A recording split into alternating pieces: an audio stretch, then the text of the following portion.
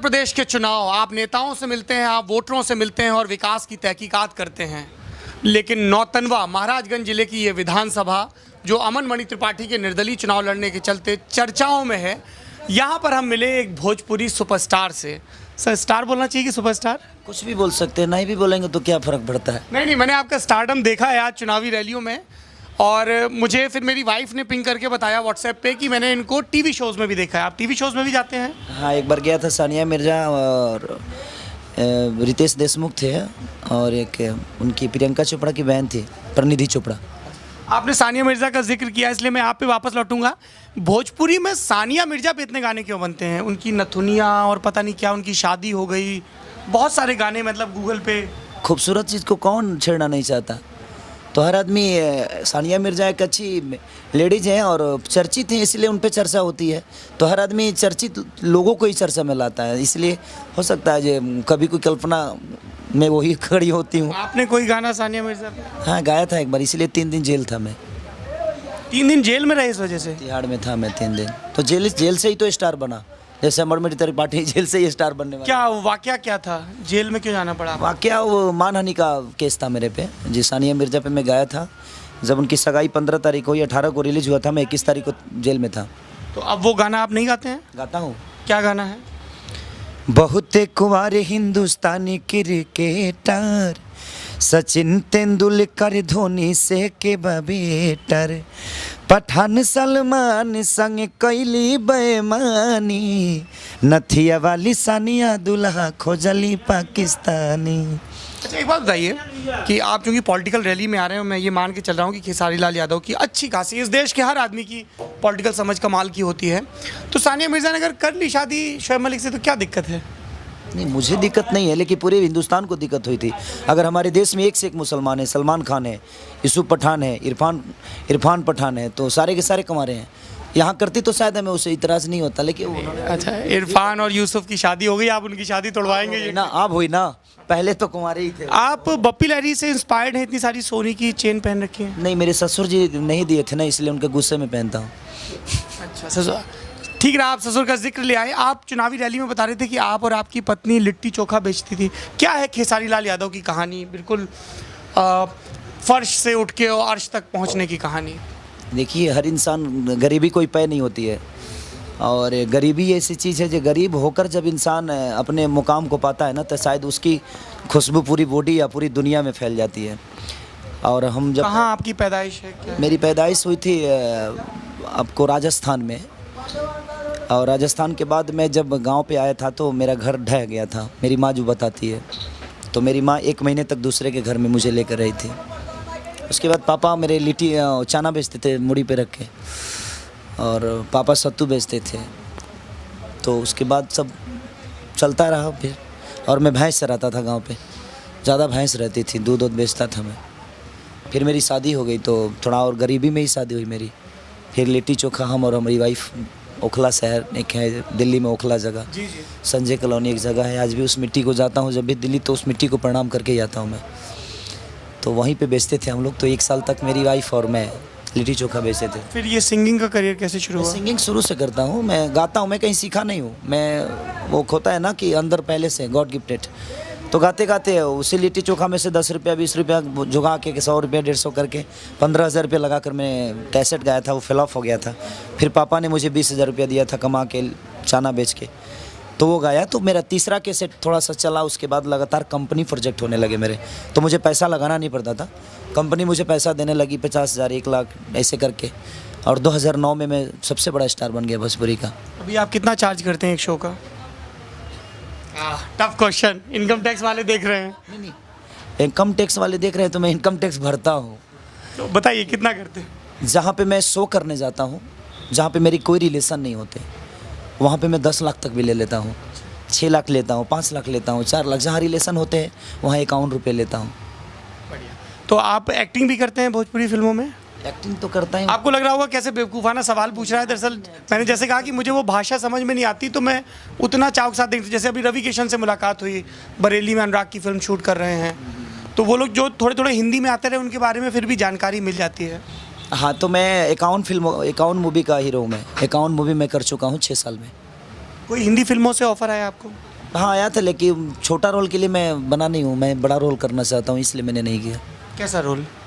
अब मैं ऐसे मतलब कोई ड्रीम रोल आपको कि यार इस तरह का? ऐसे हीरो करना चाहता हूँ मैं, साइड रोल करके थोड़ी जाना है मुझे। जहाँ मैं हूँ वहाँ मैं नरक का राजा पसंद करता हूँ, स्वर्ग का नौकर बनना मुझे पसंद नहीं है। ये बताइए, क्योंकि आपका वक्त कम है, बस एक दो सवाल और पूछूंगा।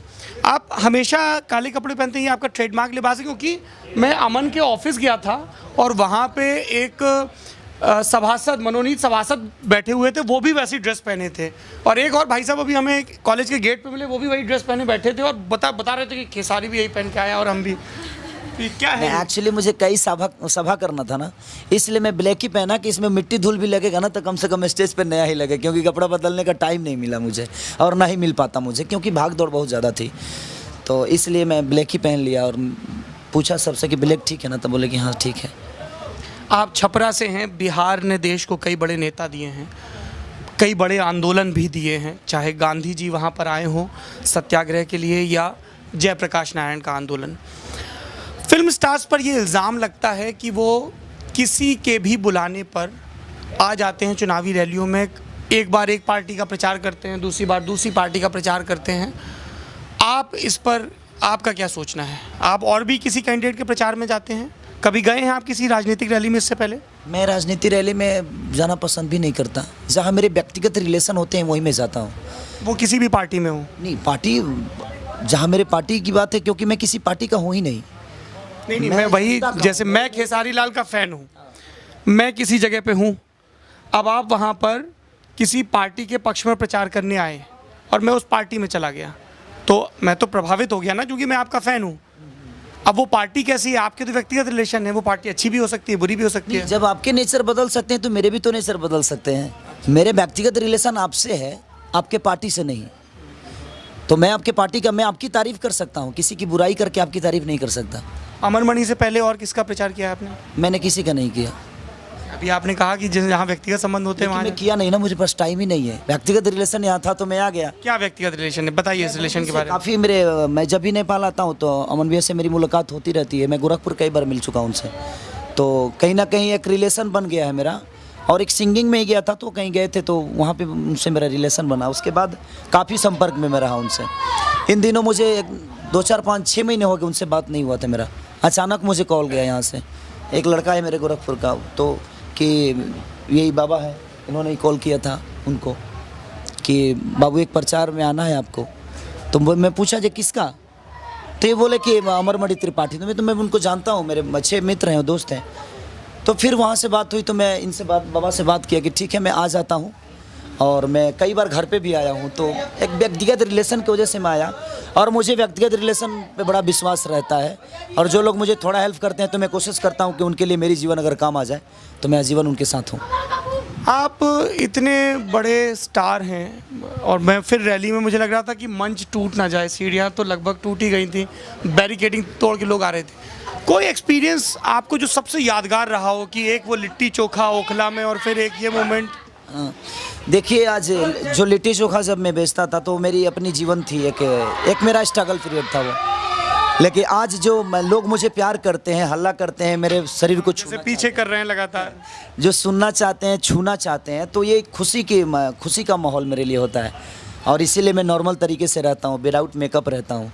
मैं फिल्म में मेकअप करता हूँ, विदाउट बड़े नॉर्मल भेषभाव में रहता हूँ कि मैं इनका हो के रहूँ, क्योंकि इन्होंने मुझे एक ऐसा टारगेट दिया है कि मुझे पूरा करना है, मुझे इनके लिए जीना है, मैं अपनी ज़िंदगी कभी नहीं जी। आपने भी आज एक टारगेट दिया है अड्डा बाज़ार की रैली में कि अगर अमन जीत जाएंगे तो आप ट्रॉली भर के हीरोइनें लाएंगे मुंबई से और फिर डांस परफॉर्मेंस होगी। नहीं, एक्चुअली देखिए उनके मैं आपका भाषण कितने गौर से सुन रहा था। एक्चुअली उनके एंजॉय के लिए अगर मुझे कुछ भी करना पड़ेगा अपने भाई के लिए तो मैं करूँगा, क्योंकि मैं सच्चा इंसान के लिए कर रहा हूँ। जो कि जैसे कि कृष्ण भगवान जेल से ही सारे चीज़ों को पूरा किए थे, उनकी पैदाइश जेल में हुई थी, तो कहीं ना कहीं मैं उस इंसान के अंदर कृष्ण देख रहा हूँ, इसलिए मैंने बोला। और सच में बता रहा हूँ, मैं अपील कर रहा हूँ सबसे कि ये जनता अगर अपील करेंगे तो फिर वो वीडियो में हमें कट लगाना पड़ेगा, क्योंकि हम कोई भी अपील अपलोड नहीं कर सकते हैं। लगातार हम कैंडिडेट का जिक्र कर रहे हैं, तो का जिक्र कर रहा हूँ कि हमारी ऑडियंस चाहती है कि अच्छा आप देखिए, हाँ खेसारी लाल जी लेके पक्का लेके आऊँगा। आप पक्का लेके आएंगे। ट्रॉली भर के हीरोइन है, मतलब ये इतना डिफरेंट मेटाफर था। यू जस्ट इमेजिन कि एक ट्रैक्टर की ट्रॉली, उसमें बहुत सारी एक्ट्रेसेस भरी हुई हैं। एयरपोर्ट से ट्रॉली पे आऊँगा, यहाँ के एयरपोर्ट से। ऐसा नहीं कि मैं बॉम्बे से ट्रॉली भर के लाऊं। बॉम्बे में कौन कौन दोस्त हैं हीरोइन आपकी? जितने लोग मेरे साथ काम किए हैं, कहीं मेरी बात तो कोई काटेगा नहीं, क्योंकि मेरा रिलेशन किसी से कोई बिगड़ा नहीं है और ना ही कभी ख़राब हुआ है, क्योंकि सबसे ज़्यादा हीरोइनों के साथ काम कर मैं ही किया हूँ, तो इसलिए मैं ज़रूर आऊँगा यहाँ पे फिर। खेसारी लाल यादव, कमाल की कहानी है। ओखला से शुरू हुई, वही ओखला जिसे संजय गांधी ने बसाया था, वो भी एक अलग सियासी कहानी है। वही ओखला जिसके पार आप जाते हैं तो नोएडा में फिल्म सिटी है, जहां पे तमाम मीडिया का दफ्तर है, हमारा भी दफ्तर है, जहां से हम 27 जनवरी को सफ़र पर निकले उत्तर प्रदेश के चुनाव की कवरेज के लिए। बने रहिए लगातार thelallanTop.com और फेसबुक चुनाव के साथ, क्योंकि उत्तर प्रदेश की सबसे ज़मीनी कवरेज गांव, गली, कूचे, बाजार, दुकान, मकान में जाकर हम ही कर रहे हैं। और आपका क्या सोच रहा है, कौन बैठेगा लखनऊ के तख्त पर? बताइए हमें कमेंट बॉक्स पर, ताकि हमें भी तो अंदाज़ा रहे 11 मार्च को जब मतपेटी खुलेगी तो कौन होगा कालिदास मार्ग का नया वारिस। मेरा नाम सौरभ द्विवेदी, कैमरे के पीछे रजत सैन।